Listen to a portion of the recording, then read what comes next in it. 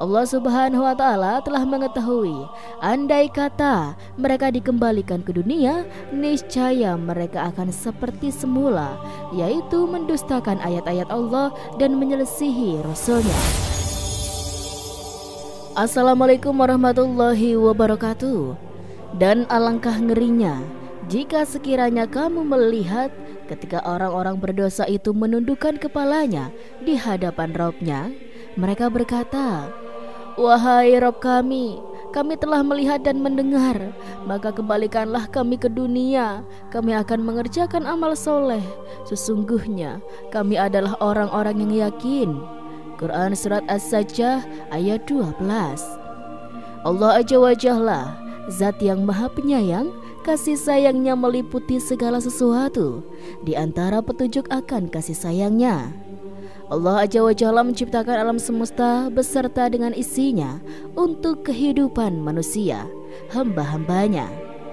Tidak hanya itu saja, bahkan Allah Azza wa Jalla mengutus para rasul dengan membawa risalah atau wahyu Allah untuk disampaikan kepada mereka, agar mereka dapat menggapai kebahagiaan yang hakiki di dunia maupun di akhirat. Meskipun demikian, tidak sedikit dari mereka yang masih berkubang dalam lembah kekufuran, mengingkari Allah dan Rasul-Nya, tidak mempercayai surga dan neraka, juga tidak mengimani hari pembalasan. Bahkan jumlah mereka jauh lebih banyak ketimbang kaum mukminin. Tidak sebatas menolak ajaran Allah Azza wa Jalla dan dakwah para rasul-Nya, mereka bahkan berani memusuhi dan memerangi dakwah para rasul tersebut. Kendati pun telah diperingatkan dengan ancaman siksa Allah yang akan menimpa orang-orang yang tidak beriman, namun mereka tetap pada pendirian mereka yang batil. Melalui ayat di atas, Allah Subhanahu wa Ta'ala mengabarkan tentang keadaan orang-orang kafir pada hari kiamat, saat mereka menyaksikan langsung azab neraka dengan mata kepala mereka sendiri. Pada saat itulah mereka menjadi yakin sepenuhnya bahwa mereka akan ditimpa azab yang ada di hadapan mereka. Betapa malunya mereka di hadapan Allah Subhanahu wa Ta'ala sampai mereka menundukkan kepala. Betapa dalam penyesalan mereka saat itu, sampai mereka memohon kepada Allah Subhanahu wa Ta'ala agar dikembalikan ke dunia untuk melakukan amal soleh. Mereka mengatakan, "Wahai Rabb kami telah melihat dan mendengar, maka kembalikanlah kami ke dunia. Kami akan mengerjakan amal soleh. Sesungguhnya kami adalah orang-orang yang yakin." Maksud perkataan ini, sebagaimana dijelaskan Imam Ibnu Katsir, "Wahai Rabb kami telah melihat dan mendengar, maka kembalikanlah kami ke dunia untuk melakukan amal soleh. Sesungguhnya kami sekarang telah yakin bahwa janjimu adalah benar dan perjumpaan denganmu adalah benar." Imam Qatadah rahimahumullah mengatakan, "Demi Allah, mereka tidak berharap dikembalikan ke dunia untuk menjumpai keluarga dan kaum kerabat. Akan tetapi, mereka berharap dikembalikan ke dunia untuk melaksanakan ketaatan kepada Allah Azza wa Jalla." Lihatlah harapan dan keinginan orang-orang yang tidak melaksanakan ketaatan kepada Allah ketika di dunia. Karena itu, berbuatlah ketaatan kepada Allah Subhanahu wa Ta'ala sewaktu masih hidup di dunia. Semakna dengan penggalan ayat di atas, firman Allah Subhanahu wa Ta'ala, "Alangkah terangnya pendengaran mereka dan alangkah tajamnya penglihatan mereka pada hari mereka datang pada kami." Ayat ini memuat dua sighah al-ta'jub, bentuk takjub. Kedua-duanya sebagai kinayah untuk mewakili ancaman siksa yang akan menimpa mereka. Artinya, Allah Azza wa Jalla mengancam mereka dengan azab yang telah mereka lihat dan mereka dengar. Ini menunjukkan bahwa penyesalan mereka pada saat itu tidak berguna. Kenapa mereka baru mulai percaya saat itu? Mengapa ketika di dunia mereka menutup mata dan telinga terhadap peringatan para utusan Allah Subhanahu wa Ta'ala? Marilah kita simak firman Allah Subhanahu wa Ta'ala dalam ayat yang lain. "Sesungguhnya kamu berada dalam keadaan lalai dari hal ini, maka kami singkapkan daripadamu tutup yang menutupi matamu, maka penglihatanmu pada hari itu sangat tajam. Mereka juga menyesali perbuatan mereka dengan cara menyalahkan diri mereka sendiri, seraya mengatakan, andai kata kami dahulu mau mendengarkan dan memikirkan peringatan itu, niscaya kami tidaklah termasuk penghuni-penghuni neraka yang menyala-nyala. Quran Surat Al-Mulk ayat 10. Sobat, ini menunjukkan betapa besar penyesalan mereka atas tingkah laku buruk mereka ketika di dunia. Akan tetapi pada saat itu, penyesalan mereka sudah tidak berguna lagi, ibarat nasi yang telah menjadi bubur. Andai kata penyesalan itu sebelum siksa berada di depan mata mereka, yaitu pada waktu mereka masih hidup di dunia, maka penyesalan itu akan bermanfaat bagi mereka. Mereka akan selamat dari siksa pada hari itu. Begitulah keadaan mereka pada hari kiamat. Malang tak dapat ditolak. Mereka akan mengalami penderitaan siksa yang amat pedih akibat perbuatan mereka di dunia. Semoga Allah Subhanahu wa Ta'ala melindungi kita darinya. Amin, amin ya Rabbal Alamin. Ungkapan penyesalan kemudian tidak ada gunanya, sangat tepat untuk menggambarkan penyesalan orang-orang kafir, karena penyesalan mereka datang saat rasa sesal itu sudah tidak bermanfaat dan tidak berpengaruh untuk memperbaiki keadaan. Akan tetapi, jika setelah penyesalan itu masih ada kesempatan untuk memperbaiki apa yang disesalinya, maka penyesalan itu akan sangat berguna. Ada dua macam penyesalan yang tidak bermanfaat bagi seseorang, sobat. Pertama, penyesalan di waktu ajal tiba. Di antara contohnya adalah penyesalan orang-orang fasik yang enggan melaksanakan kewajiban mengeluarkan harta mereka untuk bersedekah, sebagaimana yang telah disebutkan dalam firman Allah Subhanahu wa Ta'ala. Dan belajarkanlah sebagian dari apa yang telah kami berikan kepadamu sebelum datang kematian kepada salah seorang di antara kamu. Lalu ia berkata, ya Rabbku, mengapa engkau tidak menangguhkan kematianku sampai waktu yang dekat, yang menyebabkan aku dapat bersedekah dan aku termasuk orang-orang yang soleh. Quran Surat Al-Munafikun ayat 10. Dalam ayat lain, Allah Azza wa Jalla juga mengisahkan penyesalan Fir'aun ketika ajal menghampirinya.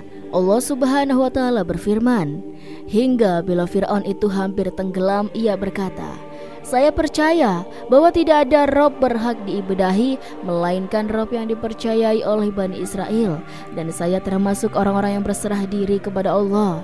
Kemudian dikatakan kepadanya, apakah sekarang kamu baru percaya, padahal sesungguhnya kamu telah durhaka sejak dahulu, dan kamu termasuk orang-orang yang berbuat kerusakan. Quran Surat Yunus ayat 90-91. Kedua ayat di atas menunjukkan betapa tidak bergunanya suatu penyesalan ketika ajal sudah datang. Kedua, penyesalan pada waktu siksa akan menimpa pada hari kiamat, seperti yang telah disebutkan pada ayat yang kita bahas di atas dan pada ayat yang lainnya. Seperti firman Allah Subhanahu wa Ta'ala.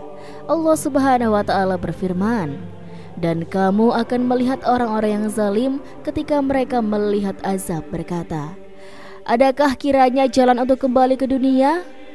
Quran Surat Asy-Syura ayat 44. Jadi penyesalan, taubat maupun keimanan di waktu kematian datang atau sakaratul maut atau di waktu siksa akan menimpa pada hari kiamat. Semuanya itu tidak bermanfaat bagi seseorang yang tidak diterima oleh Allah Subhanahu wa Ta'ala. Setelah kita mengetahui penyesalan orang-orang kafir pada waktu yang menyaksikan siksa Allah pada hari kiamat, maka marilah kita melihat permintaan apa saja yang mereka ajukan kepada Allah Subhanahu wa Ta'ala yang timbul dari penyesalan mereka. Ada beberapa permintaan yang mereka ajukan, di antaranya 1. Mereka meminta agar dikembalikan ke dunia supaya bisa melakukan amal soleh. Amal soleh cakupannya sangat luas, mencakup ucapan 2 kalimat syahadat, mengerjakan sholat, membayar zakat, menunaikan haji dan lainnya. Permintaan mereka itu sebagaimana firman Allah Subhanahu wa Ta'ala pada Quran Surat As-Sajdah ayat 12 dan ayat-ayat lainnya, seperti firman Allah Subhanahu wa Ta'ala, dan berikanlah peringatan kepada manusia terhadap hari yang pada waktu itu azab datang kepada mereka. Maka berkatalah orang-orang yang zalim, Ya Rabb kami, kembalikanlah kami meskipun dalam waktu yang sedikit. Niscaya kami akan mematuhi seruan-Mu dan mengikuti Rasul-Rasul. Dalam ayat-ayat lain Allah Subhanahu wa Ta'ala juga berfirman, dan mereka berteriak di dalam neraka itu, Ya Rabb kami, keluarkanlah kami. Niscaya kami akan melakukan amal soleh berbeda dengan yang telah kami kerjakan. Dan masih banyak lagi ayat yang lain yang menunjukkan permintaan mereka untuk dikembalikan ke dunia agar mereka bisa beramal soleh. 2. Mereka mengharapkan ada yang mau bisa memberi syafaat atau pertolongan bagi mereka agar selamat dari siksa Allah Subhanahu wa Ta'ala. Sebagaimana firman Allah, pada hari datangnya kebenaran, pemberitaan Al-Quran itu, berkatalah orang-orang yang melupakannya sebelumnya itu, sesungguhnya telah datang Rasul-Rasul Rabb kami membawa yang hak. Maka adakah bagi kami pemberi syafaat yang akan memberi syafaat bagi kami? Quran Surat Al-A'raf ayat 53. Akan tetapi, permohonan mereka tersebut tidak ada artinya. Permintaan tersebut tidak dikabulkan oleh Allah Subhanahu wa Ta'ala. Allah Subhanahu wa Ta'ala telah mengetahui, andai kata mereka dikembalikan ke dunia, niscaya mereka akan seperti semula, yaitu mendustakan ayat-ayat Allah dan menyelisihi Rasulnya. Allah Subhanahu wa Ta'ala berfirman, sekiranya mereka dikembalikan ke dunia, tentulah mereka kembali pada apa yang mereka telah dilarang mengerjakannya, dan sesungguhnya mereka itu adalah pendusta-pendusta belaka. Quran Surat Al-An'am ayat 28. Selanjutnya Allah Subhanahu wa Ta'ala juga berfirman, dan kalau kami menghendaki, niscaya kami akan berikan kepada tiap-tiap jiwa petunjuk baginya. Akan tetapi kami telah tetapkan perkataan ketetapan dariku, sesungguhnya akan aku penuhi neraka jahanam itu dengan jin dan manusia bersama-sama. Quran Surat As-Sajdah ayat 13. Ayat di atas semakna dengan ayat, dan andai kata Rabbmu menghendaki, tentulah semua orang yang ada di muka bumi itu beriman. Quran Surat Yunus ayat 99. Syekh Abdurrahman As-Sadi rahimahumullah mengatakan, semua ini terjadi atas takdir Allah Subhanahu wa Ta'ala, yang mana Allah Subhanahu wa Ta'ala telah memberikan mereka berkubang dalam kekafiran dan kemaksiatan. Oleh sebab itu, Allah Subhanahu wa Ta'ala berfirman dalam ayat di atas yang artinya, dan kalau kami menghendaki, niscaya kami akan berikan kepada tiap-tiap jiwa petunjuk baginya. Ini menunjukkan bahwa Allah Subhanahu wa Ta'ala mampu memberikan petunjuk kepada semua manusia jika Ia menghendaki.